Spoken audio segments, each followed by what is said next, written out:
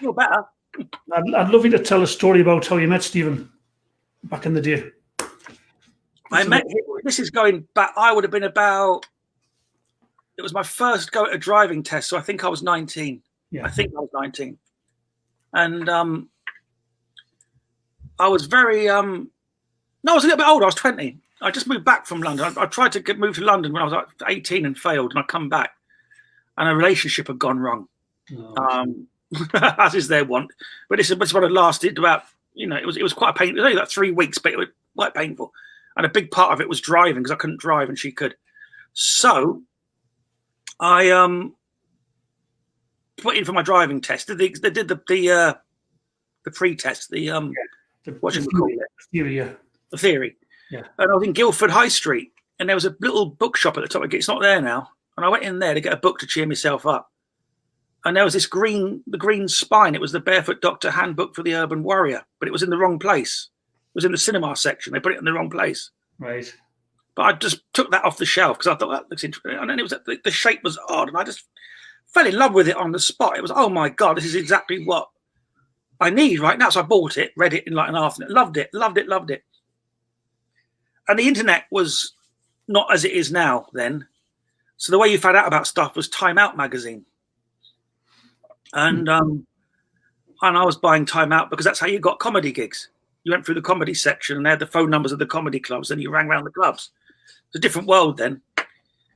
And he was in the listings in the cabaret section doing an evening like that night at a club called Jago in the East End, I think it was. So down I went. I'll go and see him talk. Marvellous. And I got there and it was like this night in this bar and people were sort of sitting around. And there was no sign of him. And I'm sitting there like I don't know anyone. And I'm sat. This is so weird. I'm sat at the back in the dark. Like I'm not even lit up. I'm in the dark on my own. There are people there that know who he is, who are sat around the front on the bean bags and that, waiting for him to arrive. He come in the door. I swear to you, I'm not making this up. He came in, dumped his bag off in the DJ booth. He looked at me, put his bag, took his coat off, came out, stepped over them, came to the back of the room, and he looked me in the eye and said, "I know you." And that was the first thing he said to me. "I know you." And I went, we haven't met. I mean, we haven't met. Part of me was thinking maybe he'd see me at a gig or something, because I've been gigging for about a year then. Yeah. I couldn't work out how else it could be. And I went, we haven't met.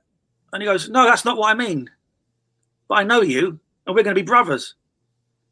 And then he turned around and did the show, did his talk, did his thing. And then he came straight at the end of it. He got his glass of whiskey, came back over and sat down. And we just started talking. Like we've been mates for 20 years. Yeah. And that's how I met him. Yeah, amazing. I love that story. I've heard you tell it before. And that's why I want to share it. And it's marvellous that we're bringing you a little bit of Stephen through tonight. And yeah. It was a lovely night. I can remember every detail of that night. I started asking all these questions like, is astral projection true? Yes.